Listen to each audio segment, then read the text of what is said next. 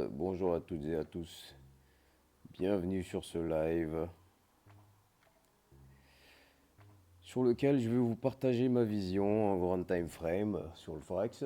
Donc je me présente, moi je m'appelle Host et puis je vous propose de vous partager mon avis, mon opinion sur les marchés, notamment là sur le marché du Forex. Donc dites-moi si vous m'entendez bien. Bienvenue à vous. Pour ce qui verront ce live par la suite, bon visionnage. Et n'oubliez surtout pas de me laisser vos commentaires. Donc je vais juste vérifier que tout va bien, que vous m'entendez bien, que vous avez la musique en background, etc.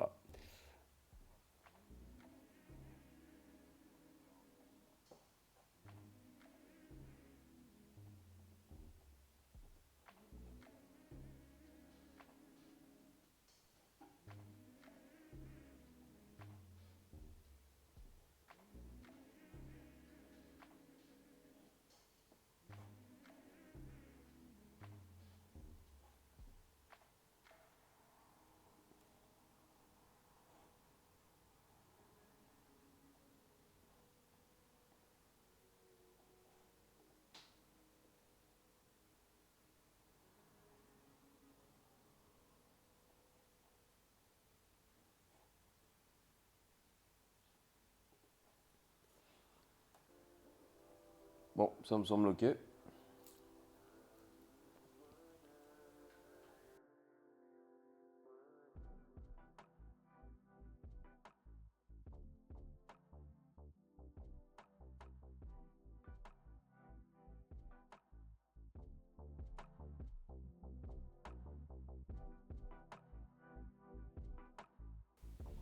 Allez, c'est parti. Alors, donc comme je le disais, moi je suis plus focalisé sur le marché du Forex et pas sur le marché des métaux, ni des indices, ni des actions. Ce sont des marchés que je pourrais attaquer dans quelques semaines, voire quelques mois. Mais pour le moment, je suis vraiment focus sur le Forex, notamment sur la paire Euro-USD. Donc, pour rappel, c'est une des paires les plus tradées au monde, cette paire Euro-USD. Par conséquent, elle contient beaucoup de volume. Et j'espère que, en tout cas, vous vous amusez bien avec elle. Moi, c'est le cas. J'ai fait pas mal de profits avec Euro-USD. C'est une paire qui est assez stable. Elle n'est pas très volatile en moyenne, mais lors des annonces économiques, elle peut vraiment exploser. Voilà, c'est une paire quand même qui peut donner pas mal de retours sur investissement. Donc ça, c'est à garder en tête.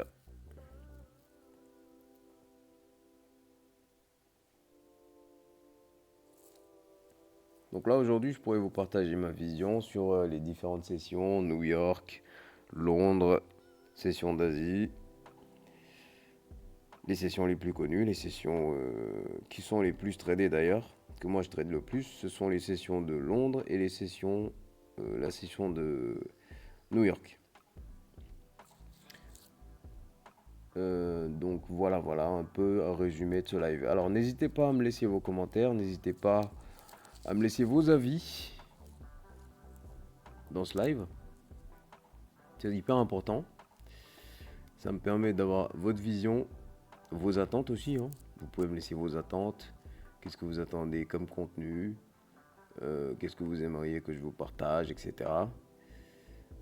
Sachant que moi, comme je vous l'ai dit, je suis plus focus sur le Forex. Donc euh, voilà un peu ce à quoi vous pouvez vous attendre sur ce live.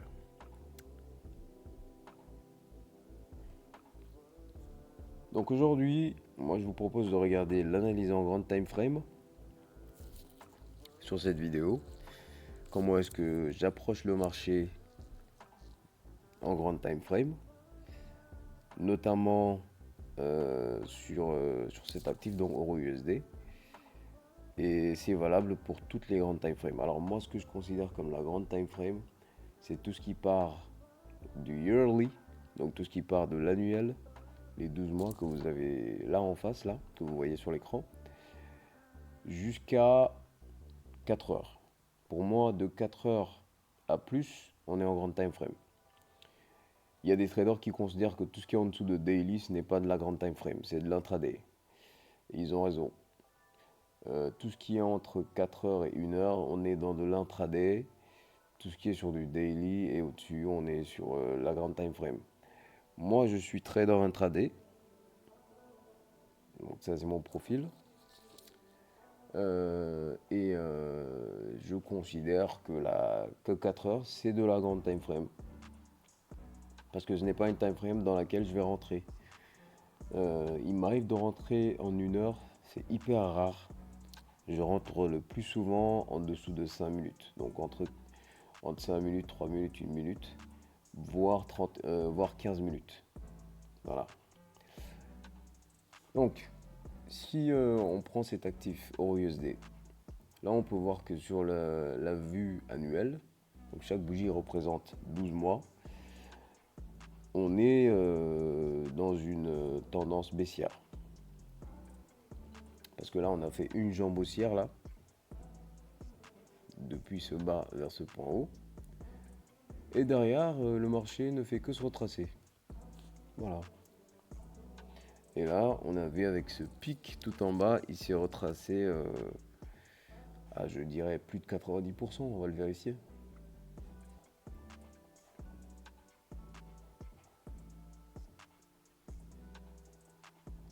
Donc, je profite un peu de ce petit répit pour vous dire que moi, je suis pas conseiller financier. Donc, faites attention sur les marchés financiers, c'est hyper dangereux. Ça peut être addictif et je vous dis, le trading, ça peut vous gâcher votre vie. Donc avant de vous placer, avant d'investir, veuillez consulter, je vous prie, un professionnel. Voilà. Donc moi, je ne vous demande pas de me suivre, je ne vous donne pas des conseils financiers. Je suis là pour vous partager mon opinion. Alors donc là, ouais, comme je disais, si on regarde le FIBO, on doit être à un retracement de 90%, je crois. Bon, je vais le mettre là peut-être. Ben voilà, on est à un peu plus de 90% de retracement sur cette jambe haussière. Voilà, et tout le reste, c'est que du bonus. Voilà. Donc après ce retracement, bah, il faudrait s'attendre à une hausse. C'est ça? C'est à quoi la majorité des traders s'attendraient.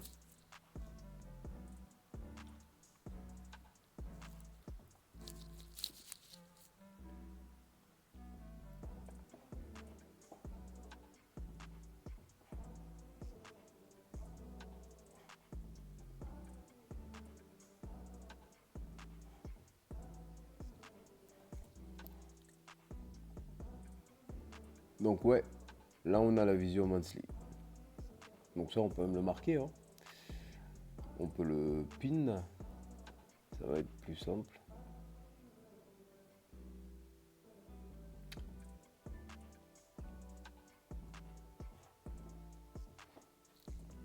Donc en monthly, on est baissier. Ensuite on va aller. Alors ça c'était plutôt en annuel. En yearly, on est baissier. En monthly, on va aller regarder. Alors, vous voyez bien que j'ai mis 6 mois ici.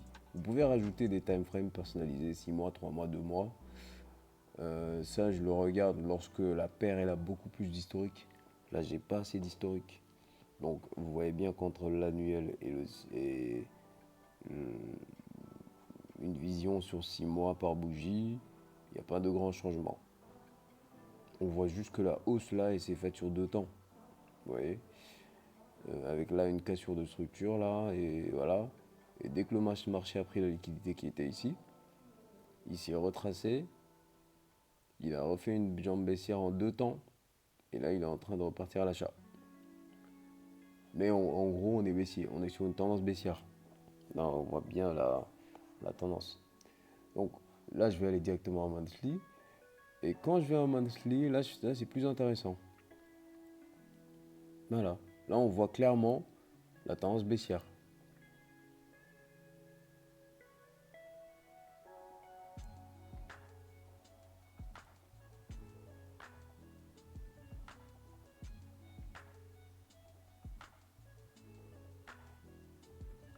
Donc en monthly aussi, on va être baissier. Donc qu'est-ce que je vais faire moi? Je le marque. Donc là, je marque la dernière chute. On me dirait, ouais, Augustin, la dernière chute, elle est ici. Mais moi, structurellement, ce que je vois, c'est que ça, c'est le dernier plus bas avant la dernière hausse. Ce dernier plus bas s'est fait prendre ici. Il y a eu une accumulation. Le marché est reparti en retracement. Il a buté sur cette zone. Et il est parti en vente en 2 temps. Donc une fois ici, en réagissant à ce point, parce que là, c'est quand même un bon niveau de liquidité là. Si vous remarquez bien, en fait, le marché, dans cette zone, il traîne assez souvent, il revient assez souvent. Donc là, on est dans une très bonne zone de liquidité. Le marché a buté là, il est reparti, mais n'a pas réussi à créer un nouveau point haut. Donc qu'est-ce qu'il a fait? Il a créé un point bas beaucoup plus profond que celui-ci. Donc là aussi, on est à un niveau intéressant. Et comme on l'avait vu tout à l'heure, le retracement de cette hausse, il doit être à 92%, quelque chose comme ça. Donc là, on reste quand même baissier. On reste quand même baissier. Et vous le verrez, quand je vais descendre en weekly, on verra que ces deux zones sont des potentielles zones de retracement pour prendre le marché à la vente, au moins jusqu'à ce plus haut. Bon, on le verra. Donc là, dans ma note, je vais descendre en weekly et je vais marquer ce que je vois.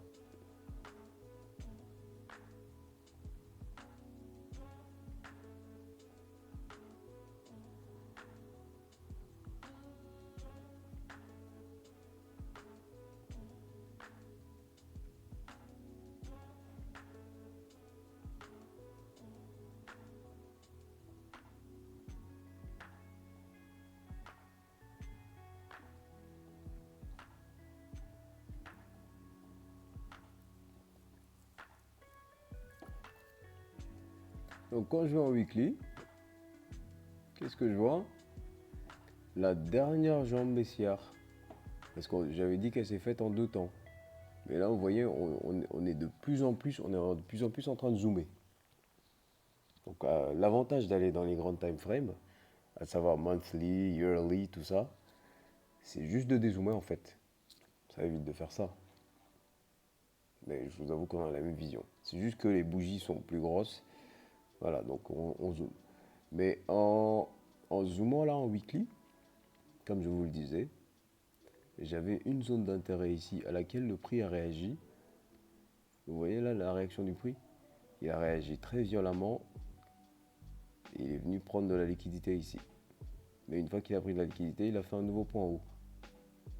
Donc c'est pour ça que je dis que ce sont des zones auxquelles le prix réagit. C'est pas forcément des zones de retournement. Donc une fois qu'on prend le plus haut de cette zone, parce qu'il y a quand même beaucoup de traders SMC qui étaient placés là, là maintenant on peut s'attendre à une vente. Et je vous avoue que j'avais pris cette vente il y a longtemps. Franchement, là on était au mois de septembre.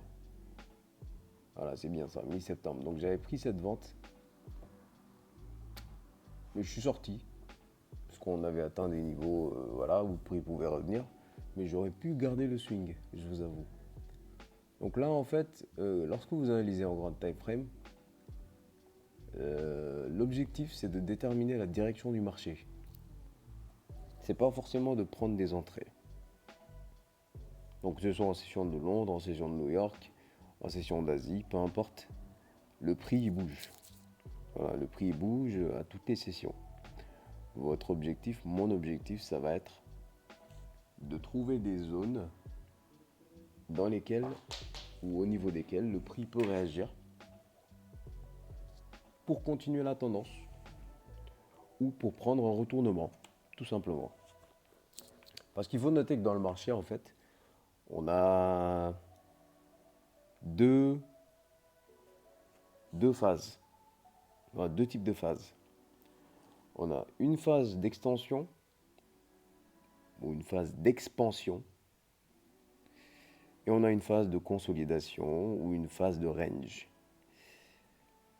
Donc l'expansion, elle se subdivise en deux phases qui sont soit la tendance haussière, soit la tendance baissière. Et la consolidation, le range, se subdivise en une phase, il n'y a pas de subdivision. Donc on range, comme le nom l'indique, dans une plage. On va consolider dans une plage entre un plafond et un support. Un plafond et un sol. Donc un support, une résistance et un support. Et tant que le prix n'aura pas cassé la résistance ou le support, tant qu'il n'aura pas fait ce qu'on appelle un breakout vers le haut, donc vers la résistance ou vers le bas, vers le support, le sol, on reste dans le range. Et la cassure dans un sens ou dans l'autre peut être une manipulation. Attention, c'est pas parce que le prix vous l'interprétez comme une cassure que c'est une cassure. Attention, la cassure d'habitude, c'est là justement la confirmation de la phase d'expansion. C'est ce qui confirme la phase d'expansion. Je vais essayer de vous schématiser tout ça. Ça va être plus simple.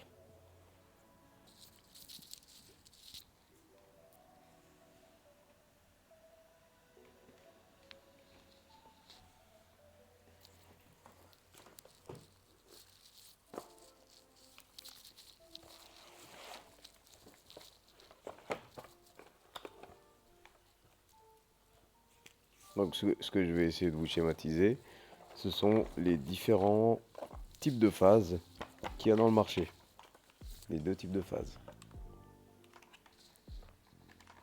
Vous allez voir, ça va être très simple. Ça va être rapide et efficace.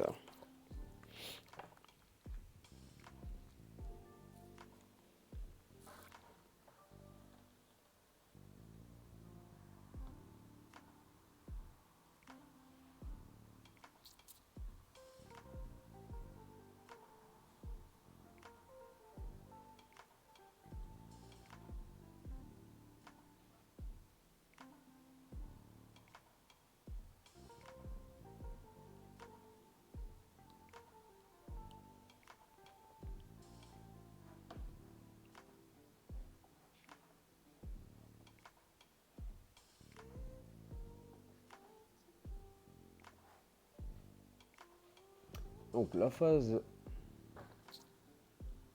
on va l'appeler la phase d'expansion là.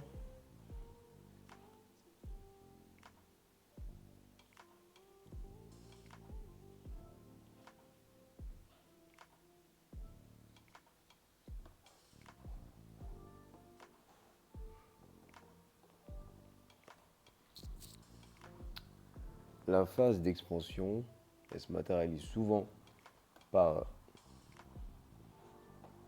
soit des points hauts de plus en plus hauts.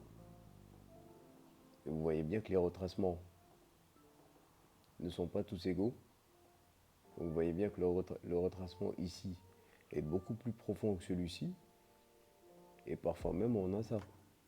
Ce retracement est beaucoup plus profond que celui-ci, et ainsi de suite. Jusqu'à ce que le marché rentre dans une phase de consolidation. Et on aura la même chose, toujours dans une phase d'expansion, mais cette fois-ci vers le bas.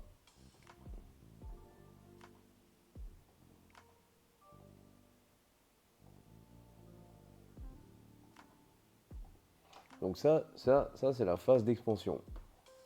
Ça, c'est la phase d'expansion. Il faut le retenir comme ça. Pour la phase de consolidation, là, on est plus, comme je vous le disais, entre deux ranges. Et vous voyez, ça ne va pas forcément dire que, vous voyez, on peut prendre de la liquidité ici, venir taper ici, revenir, prendre de la liquidité ici, sans casser ce low. Tac. Et là, le marché, il peut sortir de cette phase. Donc ça c'est la phase d'expansion. Donc il peut sortir soit vers le bas, soit il peut sortir vers le haut. C'est vraiment peu importe. D'ailleurs, je vais vous mettre les deux phases.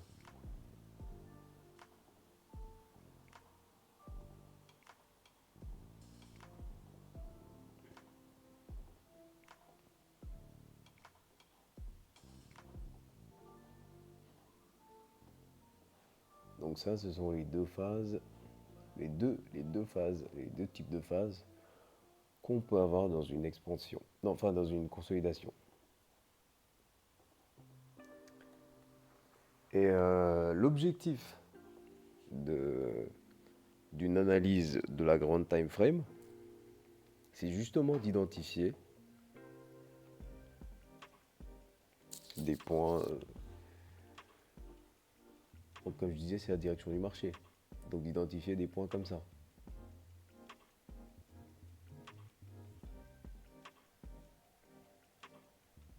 Des points comme ça. Donc ça, ce sont des points hyper importants. Parce qu'une fois que le marché tape dans ce type de points, ou alors des points comme ça. Parce que là, on sort vers le haut. Une fois que le marché tape dans ce type de points, l'objectif, ça va être de trouver une entrée soit ici, soit ici, soit ici. Parce qu'il faut savoir que même dans cette hausse, même si on est dans un range, si on est dans cette hausse, elle se fait en plusieurs temps. Donc le marché, lorsqu'on va décomposer ce mouvement, dans les plus petites time frames, on va dire en 4 heures, en 1 heure, le marché en fait il peut très bien faire des trucs de ce genre. On peut faire ça, tac, revenir, repartir, revenir, repartir, revenir un tout petit peu, repartir, jusqu'à ce qu'on atteigne le point le plus haut. Donc c'est à ce moment-là qu'il va falloir trouver des entrées à ces niveaux. Donc comme je disais, l'objectif c'est de voir ce type de niveau ou ce type de niveau. Voilà, c'est identifier où se trouve la liquidité. On peut même prendre des entrées ici, à cette réaction, viser le plus bas par exemple. Voilà, ici. Pareil ici, viser le plus bas. Faut pas chercher à aller plus loin. Dans un range, faut jamais chercher à prendre le mouvement, voire plus. Parce que lorsque la liquidité sera prise au point bas, le marché va forcément se retracer. Et c'est là que les gens se font liquider. Donc, voilà un peu les différents types de phases dans un marché. Donc j'espère que vous avez bien noté ça. Je vais le répéter une dernière fois. Donc on a deux types de phases. On a une phase d'expansion et une phase de consolidation. Dans la phase d'expansion, on a deux types. On a soit une expansion haussière, donc une tendance haussière, soit une expansion baissière, une tendance baissière.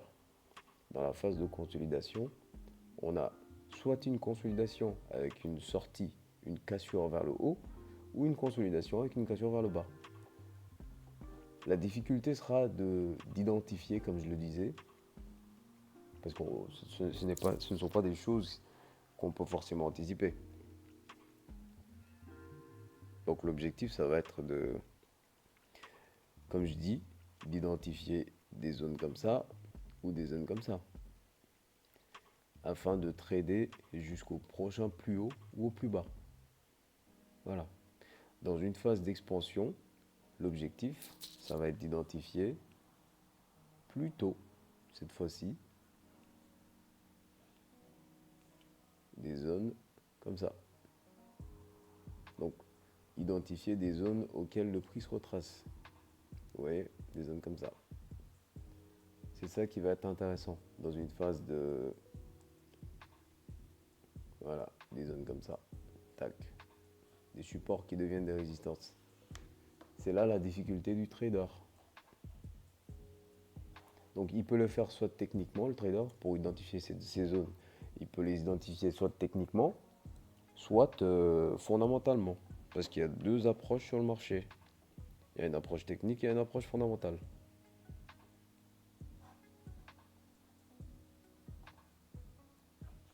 Donc là, comme on le disait tout à l'heure, là, en yearly, on était baissier.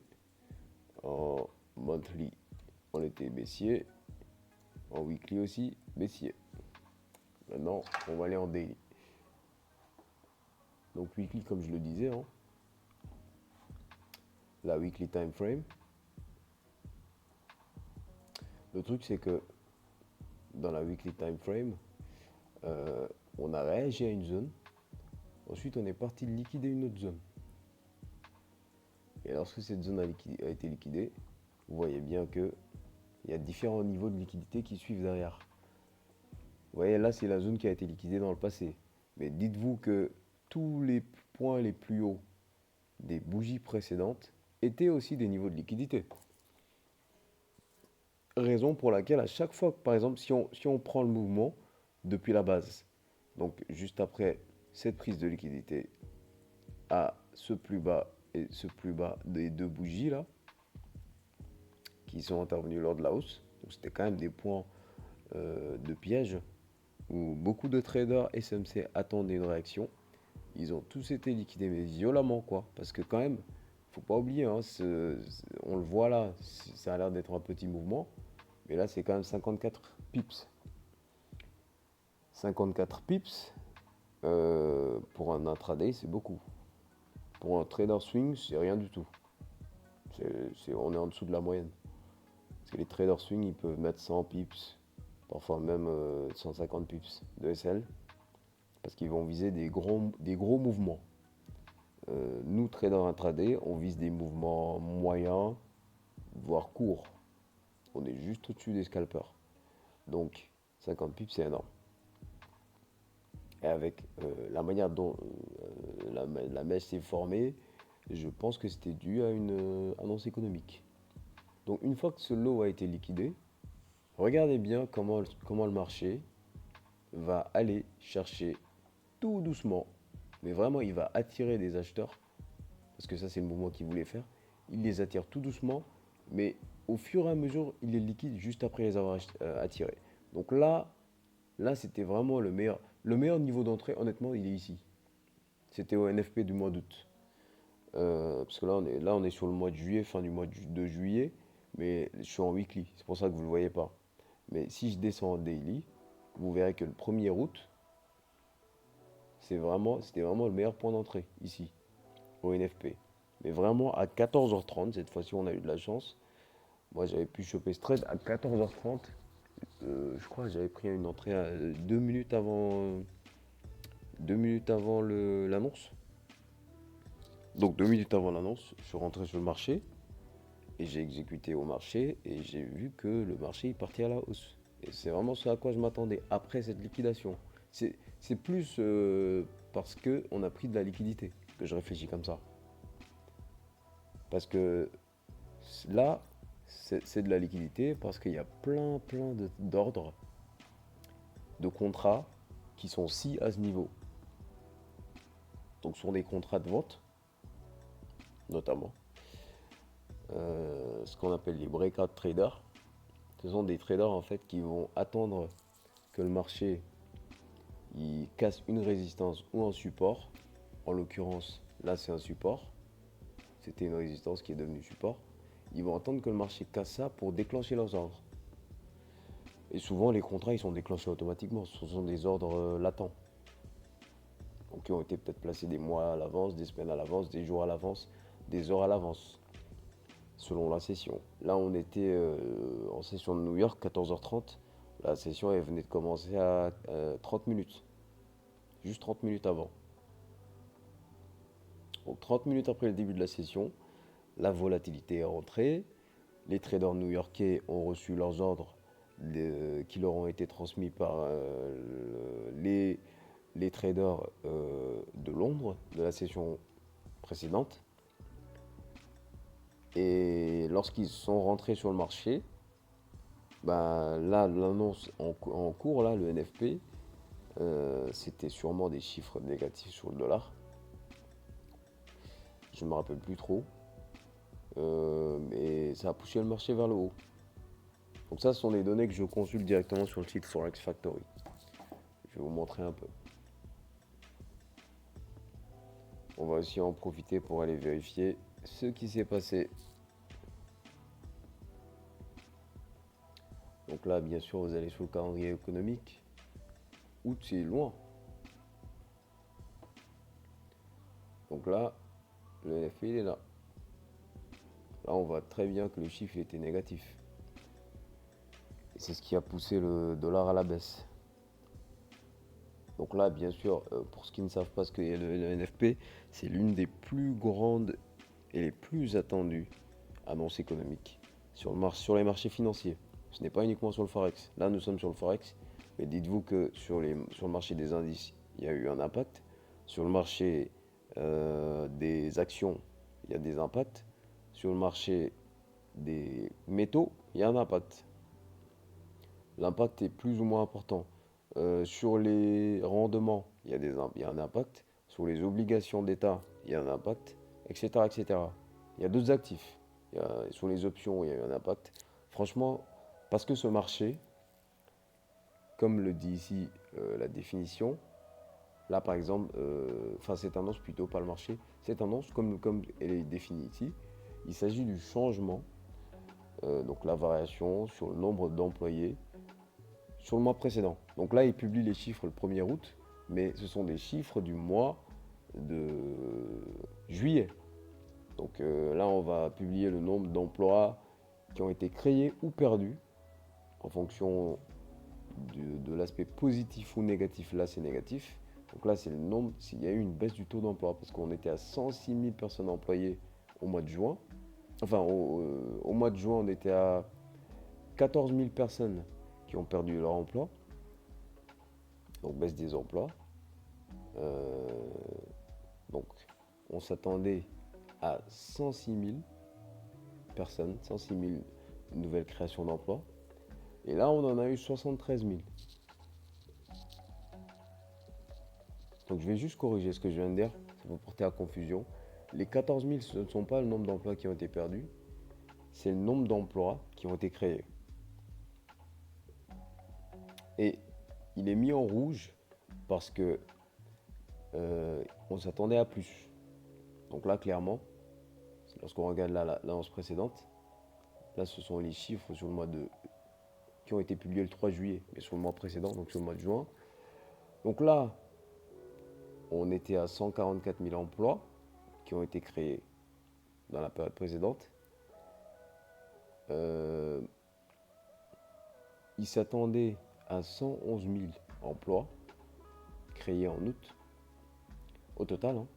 Et là, ils ont eu 147. Donc, il y a eu beaucoup plus d'emplois créés que les attentes. Et là, c'était le contraire. On a eu moins d'emplois créés que à ceux qui étaient attendus, comparé à ce qui était attendu. Par contre, il faut savoir que ce sont les emplois créés en excluant le marché de l'industrie. Donc tout ce qui est industriel est exclu. Là, on est plus sur le marché agricole. Donc non-farm, c'est ce que ça veut dire. Excluding the farming industry. Donc tout ce qui est marché agriculture est exclu. Pas l'industriel, c'est l'agriculture. Et là, ils vous disent actual greater than forecast is good for currency. Donc les chiffres qui sont publiés, ici là dans l'actuel, les chiffres réels, lorsqu'ils sont supérieurs à l'attente, c'est positif. On l'a vu ici. Mais lorsqu'ils sont inférieurs à l'attente, là c'est négatif pour le dollar. Et l'euro-dollar est inversement corrélé au dollar. Donc lorsque le dollar chute, l'euro a souvent tendance à partir en hausse. Et ce chiffre, bon, voilà, il est attendu tous les mois. Franchement, c'est le premier vendredi du mois, après la fin du mois précédent. Il faut savoir que là, sur le mois d'octobre, il n'y a pas eu de NFP. C'est catastrophique. Aux États-Unis, c'est la crise. Là, il y a eu un government shutdown, donc il y a eu un gel du gouvernement, parce que les démocrates et les républicains ne se sont pas entendus, n'ont pas pu trouver de point d'entente lors du vote d'une loi liée au Medicare. Donc c'est Obamacare, comme vous le connaissez, c'est le nom qui est le plus connu. Mais en gros, ce sont les avantages sociaux des Américains. C'est l'équivalent de la sécurité sociale, en gros, on va dire, en France. Donc voilà pour le NFP. Donc lorsqu'il a été publié le 1er août, le marché est parti à la hausse, il n'est plus jamais revenu. Là, par contre, on revient dans une zone qui peut être intéressante. Voilà. Voilà pour la grande time frame. Donc comme je le disais tout à l'heure, je parlais d'expansion, que ce soit à la hausse ou à la baisse, et je parlais de consolidation. Donc là, vous pouvez voir que ce ne sont pas des schémas parfaits, mais là, ça c'est une consolidation. Ça c'est un range. Et ça c'est un range en daily. Donc ça veut dire qu'il y a quand même eu, le marché il est resté plusieurs jours entre 1,06 et 1,04. Donc ça c'est une sorte de consolidation. Là il y a une consolidation qui a duré plus longtemps, ce qu'on pourrait appeler une accumulation de Wyckoff.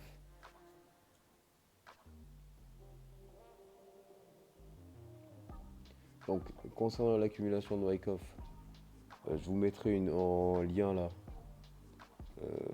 Je vous mettrai en lien une vidéo dans laquelle j'en ai parlé. Là, je vais vous le mettre là dans le chat.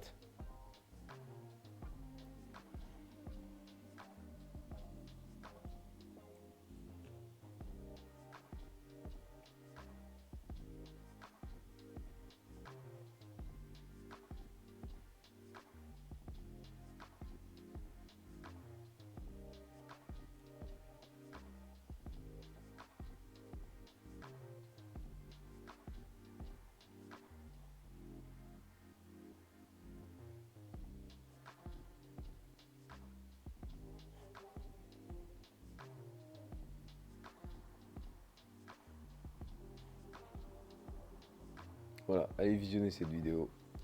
Donc dans cette vidéo, je me baladais sur les réseaux et à un moment donné, j'ai décidé de parler des 5 piliers du trading. J'en ai parlé vraiment brièvement pour vous présenter un peu une vision du truc. Donc je vais vous la mettre là dans le chat. N'hésitez pas à aller visionner cette vidéo.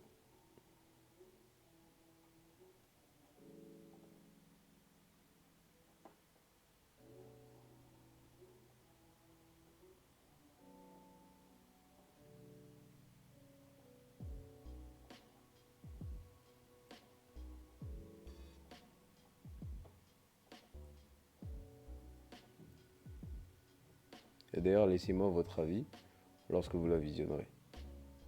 Voilà, laissez-le moi en commentaire pour que je vois ce que vous en pensez.